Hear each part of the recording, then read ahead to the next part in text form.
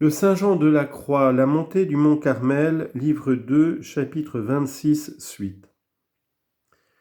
Nous avons dans les livres sacrés des témoignages évidents de ces deux articles.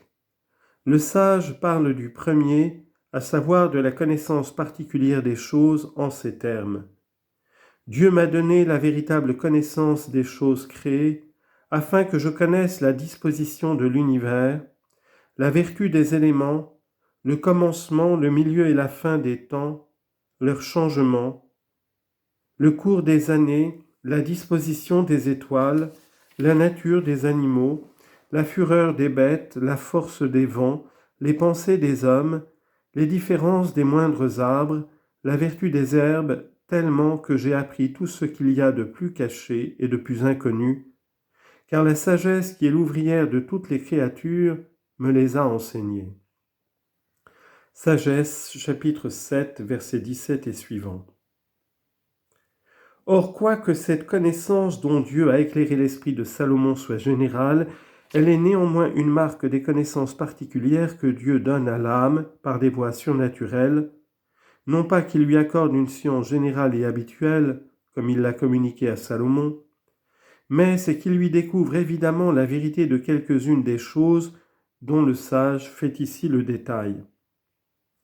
Et s'il arrive que Dieu favorise quelques âmes de ses connaissances habituelles, ces connaissances ne sont pas toutefois si universelles que celles de Salomon. Mais elles sont réglées selon la différence des dons que saint Paul remarque et que Dieu distribue aux hommes comme il lui plaît, entre lesquels sont la sagesse, la science, la foi, la prophétie, le discernement des esprits, la connaissance et l'interprétation des langues. 1 Corinthiens, chapitre 12, versets 10 et 11. Dieu fait part gratuitement de ses dons à qui il le trouve bon, comme aux prophètes, aux apôtres et à plusieurs autres saints.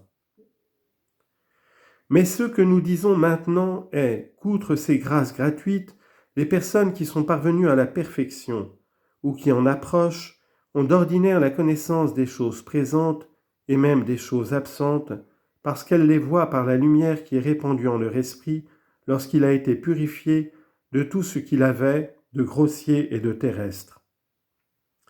À quoi nous pouvons appliquer ces paroles des proverbes?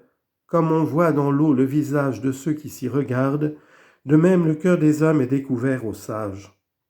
Proverbe chapitre 27, verset 19. C'est-à-dire à ceux qui ont acquis la sagesse des saints. De même, les esprits illuminés du ciel connaissent souvent plusieurs choses, ils ne les connaissent pas néanmoins toutes les fois qu'ils voudraient. C'est le propre de ceux-là seulement qui sont pleins de ces connaissances habituelles. Toutefois, ceux-là même ne connaissent pas toujours toutes choses, puisque cela dépend du bon plaisir de Dieu, qui fait cette faveur quand il le juge à propos.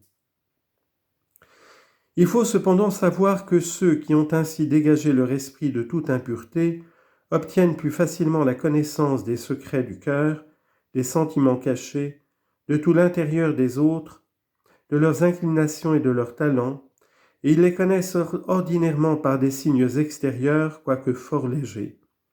Par exemple, une parole, un tour d'œil, un mouvement de tête ou quelque autre geste sera capable de les faire pénétrer dans le fond de l'âme.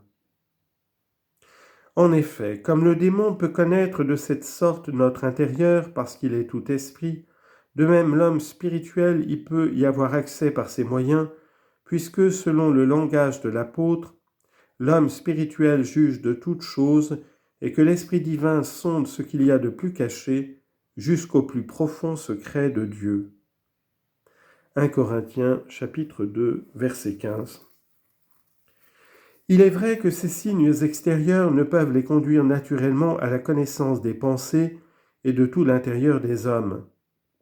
Mais ils peuvent, surnaturellement, par les lumières que les spirituels reçoivent d'en haut en cette occasion. Que s'ils se trompent quelquefois, ils découvrent néanmoins très souvent la vérité. Il ne faut pas cependant se fier à ces sortes de connaissances, il faut même les rejeter et n'en faire nul état, par la raison que le démon a coutume de s'y mêler pour nous séduire.